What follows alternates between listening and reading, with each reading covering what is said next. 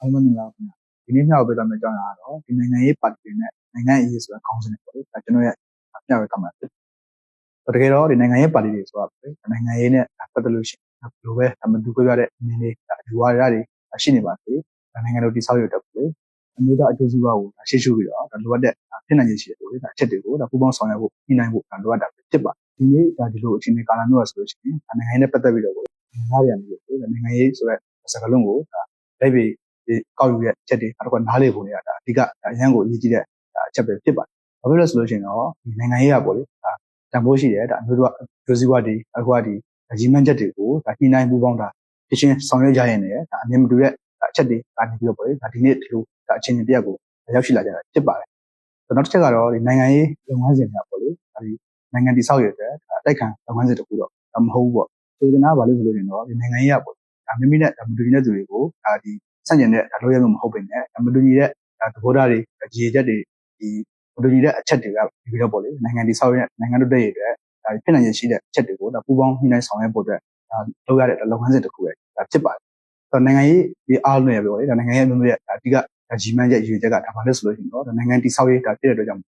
ဖြစ်နိုင်ရရှိတဲ့အချက်ကိုမရှာဖွေနိုင်ဘူးဆိုလို့ရှိရင်တော့နိုင်ငံတည်ဆောက်ရေးကလည်းဖြစ်လာတယ်မဟုတ်ဘူး။ဆိုတော့နိုင်ငံတည်ဆောက်ရေးမရှိဘူးဆိုလို့ရှိရင်နိုင်ငံရေးကလည်းအထိပ္ပယ်မေ့နေမှာဖြစ်ပါတယ်နောက်တစ်ချက်ကတော့ဒီနိုင်ငံရေးလို့ပြောလိုက်ပြီဆိုလို့ရှိရင်ဒီပါတီနိုင်ငံရေးနဲ့လူသားနိုင်ငံရေးဆိုပြီးတော့မျိုးရှိတာပေါ့သိကြဖို့လိုအပ်တယ်ဒီပါတီနိုင်ငံရေးကိုတနည်းအားဖြင့်တော့ဒီအာဏာနိုင်ငံရေးလို့ပြောလို့ရှိရတယ်ပေါ့လေဘာဖြစ်လို့လဲဆိုလို့ရှိရင်တော့ဒီနိုင်ငံရေးပါတီတွေကဒီအာဏာရဖို့အတွက်ကြိုးစားလာကြလို့ဖြစ်ပါတယ်ဒီအာဏာနိုင်ငံရေးကဘယ်လိုမျိုးသဘောတရားဆိုလို့ဂိမ်းသဘောတရားတစ်ခုနဲ့ပြည်ပေါ့လေပြောကဒီနိုင်ငံရေးကစားကွက်တွေနိုင်ငံရေးလက်ကွက်တွေမျိုးရှိပြီးတော့လူကြိုက်များအောင်ဒီအမျိုးမျိုးနဲ့လှုပ်ဆောင်လာကြတာဖြစ်ပါတယ်ဆိုတော့ဒါနဲ့ပတ်သက်ပြီးတော့ဒီနိုင်ငံရေးသိပ္ပံပညာရှင်ပေါ့လေအန်တိုနီဒေါင်းစ်ကဘယ်လိုပြောထားလဲဆိုလို့ရှိရင်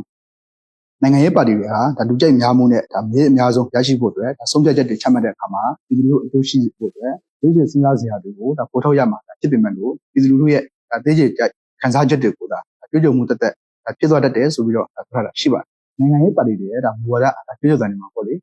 ဒေသကြိုက်တက်ဖြစ်နေအောင်မဆိုလို့ရှိရင်ကြိုက်များတာဘာမှတည်းမပေါ်တဲ့နိုင်ငံရေးဖြစ်စဉ်တွေပဲဖြစ်နေအောင်မှာဖြစ်ပါတယ်ဒါမဲ့လည်းဒီပါတီနိုင်ငံရေးကပေါ့လေကမ္ဘာနိုင်ငံရေးအနှံ့မှာရှိနေတာပဲဖြစ်တယ်ဆိုတော့တချို့နိုင်ငံတွေတော့ပေါ့လေနိုင်ငံတော်များများပါတီစနစ်တွေရှိရတယ်အဲ့လိုမျိုးတွေပါတီဒီနိုင်ငံရေးတွေကိုပေါ့လေအထက်ဘက်ဖွင့်ဆိုချက်တွေအမျိုးမျိုးရှိတဲ့အထက်မြက်ကမှာအီဒီပညာရှင်ကဘာပြောရလဲဆိုလို့ရှိရင်တော့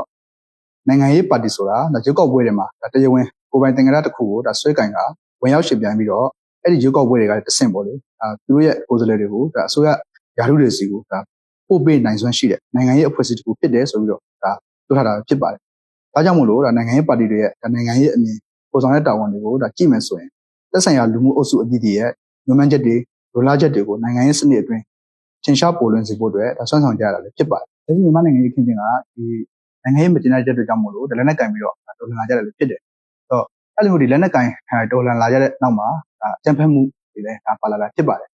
ဆိုတော့အဲ့ဒီအကြံဖက်မှုတွေပေါ့လေအကြံဖက်အုပ်စုတွေအကြံဖက်လုပ်ရတွေကိုထုံးချဖို့နဲ့အကြံဖက်လမ်းစဉ်တွေပတ်ပြောက်ဖို့အတွက်နိုင်ငံရေးပါတီတွေမှာပေါ့လေတာဝန်အများကြီးရှိပါတယ်။ဆိုတော့နောက်တစ်ချက်ကတော့လက်ရှိမြန်မာနိုင်ငံရေးပြဿနာကိုပေါ့လေလက်နက်ကင်ပြီးတော့ဖြေရှင်းရတယ်ဆိုတော့ယူဆမှားရတဲ့လက်နက်ကင်ပဋိပက္ခတွေကဒီဖြစ်ပွားနေတာပေါ့လေမှားယွင်းနေတယ်ဆိုတာကိုပြသဖို့အတွက်လည်းနိုင်ငံရေးပါတီအဓိကတာဝန်ရှိပါတယ်။ဆိုတော့ဒီနိုင်ငံရေးပါတီတွေနဲ့ပေါ့လေအခုလိုမျိုးလက်ဆောင်ချက်တွေကဒီနိုင်ငံတို့နဲ့ပေါ့လေနိုင်ငံတို့တိုးတက်ဖို့အတွက်အဓိကဆောင်ရွက်ရတဲ့လက်ဆောင်ချက်တွေဖြစ်ပါတယ်။ဆိုတော့လက်ရှိမှာပေါ့လေဒီ2025ခုနှစ်ဒီဇင်ဘာလနဲ့2016ခုနှစ်ဇန်နဝါရီလမှာရွေးကောက်ပွဲကိုကျင်းပပေးမယ်ဆိုပြီးတော့လေဒီအစိုးရအနေနဲ့တရားဝင်ထုတ်ပြန်နေတာဖြစ်ပါတယ်။ဆိုတော့ဒီရွေးကောက်ပွဲမှာပါဝင်မဲ့ပေါ့လေပါတီတွေနဲ့လည်းအဓိကအခန့်ကဏ္ဍကပါဝင်နေလို့အဓိကအရေးကြီးတဲ့တာဝန်တွေကိုလည်းထမ်းဆောင်ကြမှာဖြစ်ပါတယ်။ဆိုတော့မြန်မာနိုင်ငံရဲ့လက်ရှိနိုင်ငံရေးအခြေအနေကဘယ်လိုဖြစ်နေလဲဆိုလို့ရှိရင်ဒီနိုင်ငံသူနိုင်ငံသားတွေနဲ့ပေါ့လေချင်းမုန်းချင်းတွေများပြီးတော့အခုလက်ရှိနိုင်ငံရဲ့ပဂရိအခြေအနေကိုပေါ့လေထာဝူတာကြမမြင်နိုင်တော့ဘဲနဲ့အဲ့လိုမျိုးထာဝူတာကြပေါ့လေမြင်နိုင်ဖို့အတွက်ထောက်ပြတဲ့သူတွေကိုလည်းရန်ပြူတာတို့ချင်းကြောက်တာတို့စသဖြင့်ဒီလိုမျိုးလှုပ်ဆောင်လာကြတွေ့ရတယ်ဆိုတော့ဒါကြောင့်မို့လို့နိုင်ငံရေးပါတီတွေနဲ့ပေါ့လေအခုဒီလက်ရှိဒီနိုင်ငံဒီဖွံ့ဖြိုးတိုးတက်အတွက်ပေါ့လေဘယ်လောက်ထိအရေးပါတယ်လဲဆိုတာကိုလှုပ်ဆောင်ဖို့အတွက်မြင်နိုင်ဖို့အတွက်ပေါ့လေအဓိကကျိုးပမ်းကြရမှာဖြစ်ပါတယ်နောက်ဆုံးပြောချင်တာကတော့ဒီနိုင်ငံရေးပါတီတွေနဲ့ပေါ့လေဒီအာဏာနိုင်ငံရေးဖြစ်တဲ့ဒီပါတီနိုင်ငံရေးနဲ့နိုင်ငံအရေးဖြစ်တဲ့မြို့သားနိုင်ငံရေးကိုဒီပြတ်တာစွာပေါ့လေအသုံးချတတ်ဖို့လိုအပ်တာပဲဖြစ်တယ်ဆိုတော့နိုင်ငံရေးပါတီတွေနိုင်ငံသားတွေနဲ့ပေါ့လေချင်းမုန်းချင်းကင်းစွာနဲ့လက်ရှိနိုင်ငံမှာဖြစ်နေတဲ့ပဂတိအခြေအနေတွေကို ဒါခွေးချင်းစိတ်ပြနိုင်မယ်ဆိုလို့ရှိရင်ဒါဒီနိုင်ငံရေးပါတီတွေနဲ့ဖြစ်စေနိုင်ငံသားတွေနဲ့ဖြစ်စေလူအဖွဲ့အစည်းတွေနဲ့ဖြစ်စေနိုင်ငံဖွံ့ဖြိုးတိုးတက်ရေးမှာပေါ့လေဒါပါဝင်ဆောင်ရွက်နိုင်တဲ့ဒီလမ်းမများစွာရှိတယ်ဆိုတာကိုဧကံမုတ်ချတွေ့လာနိုင်မှာဖြစ်ပြီးတော့ဒီနိုင်ငံရေးပါတီတွေနဲ့လည်းနိုင်ငံတိုးတက်ရေးမှာပေါ့လေဘယ်လောက်ထိဒါအရေးပါတယ်ဘယ်လောက်ထိအထူးကကြရတယ်ဆိုတာကိုဒါပြသနိုင်မှာဖြစ်တယ်လို့ကျွန်တော်အနေနဲ့သုံးသပ်မိပါတယ်အားလုံးကိုကျေးဇူးတင်ပါတယ်